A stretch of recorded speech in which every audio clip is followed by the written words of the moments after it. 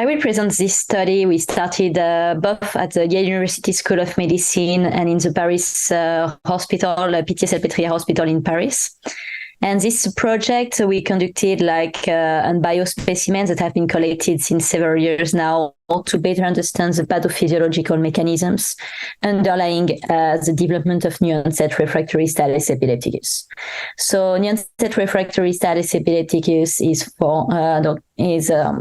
the full name of NORSE, which is one of the most severe neurological conditions in which patients will experience very refractory seizures, like continuous seizures, that do not respond to anticonvulsant medication.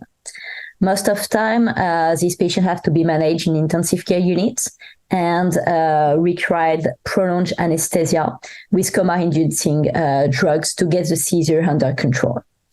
And since the past maybe 5 years, there was several evidence suggesting that this pathology may be due to disorder of immunity, leading to exacerbated cerebral inflammation. But until we started the study, we just had a few case reports published with a maximum of 10 cases, suggesting that some inflammation biomarker may be used either to diagnose NORSE or to better understand what happens in those patients. But with only a few patients, it was hard to really define what was going on. That's why we would like to conduct a study on a much larger cohort of patients.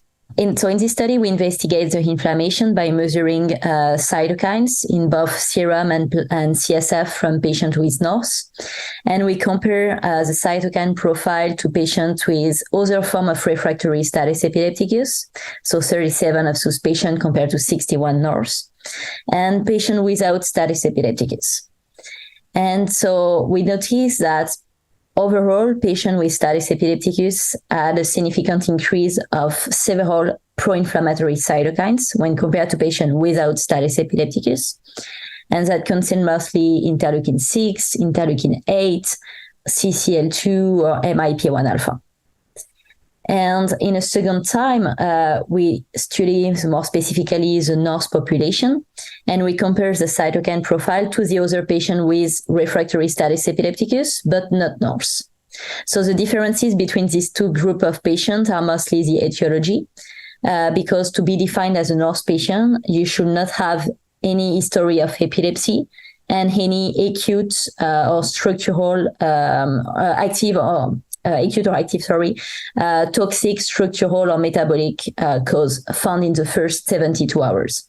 So if you have a cause like a brain trauma or a tumor, you will not be defined as a NORSE patient. And so when we compare the profile of this NORSE patient to the other status epilepticus patients, we found that patients with NORSE had a significant increase of some serum pro-inflammatory cytokines. So it was the case for interleukin 8, MIP-1 alpha, and CCL2. And in the CSF, they also have an increase of interleukin 1 beta. So this study seems to let us know that NORSE patients share some pathophysiological mechanisms not found in other status epilepticus patients. And the last part of our project for comparison was to investigate the patient for whom no etiology has been found at the end of the hospitalization, despite a very extensive workup with biological tests, EEG, MRI, clinical evaluation, to patients for whom we found an etiology. And we noticed that the cytokine interleukin 8, CCL2, and MIP-1 alpha were still much higher in the serum of those patients compared to those with an etiology. So we conclude on those results that the serum innate immunity cytokine may be important to explain why status epilepticus occurred in these patients. So it was the most important part of our project. And our second part, thanks to the large cohort of patients we analyzed, was to investigate if the patient who have the most important dysregulation of this immunity may also have the worst outcomes. And so for the first time, we we use like an heat map correlation, and we look at the correlation between serum or CSF cytokine levels and patient's outcome. And we observe that patients who have the most important concentration of this pro-inflammatory cytokine had the worst outcomes, both at ICU discharge, but also several months after status epilepticus onset. And so based on that, we made the hypothesis that if you target this immune dysregulation, you may prevent and improve patients' like outcomes at short and long term. So we have two main perspectives on this project. So the first one is more to continue measuring the cytokine profile in other patients with NORSE and FIRES. So now we are able to receive biospecimens from all over the world, from patients with NORSE. And for that, we just need to enroll the patient in an open biorepository named the NORSE and FIRES biorepository at Yale. So when physicians have some patient and would like to get some cytokine results, they can just contact us. We have a generic email address, is norse@yale.edu. And based on this, we can enroll the patient in the biorepository, receive biospecimens, we perform the cytokine measurement, and we send back the result to the centers. And by increasing the number of patients, we are also interested to investigate the impact of specific immune therapies on the cytokine level, to know if, for example, when a patient has been started with a cytokine targeting interleukin-6, if that will be followed by a decrease of the interleukin-6 level in the blood and the CSF. So it's the first perspective we have. So continue measuring samples and try to figure out the impact of immunotherapies on this cytokine level.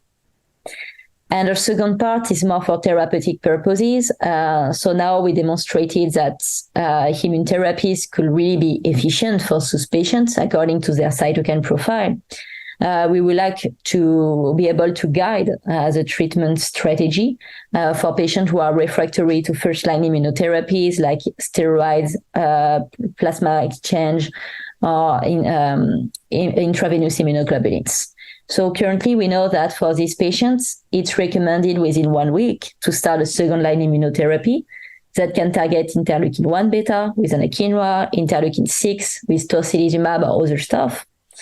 But currently, we don't know for which patient we have to use an anakinra and for which we have to use tocilizumab, for example.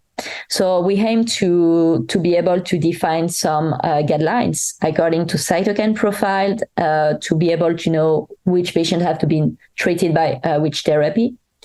And I think currently a randomized clinical trial will be the best idea just to evaluate also the efficacy of these therapeutics in those patients.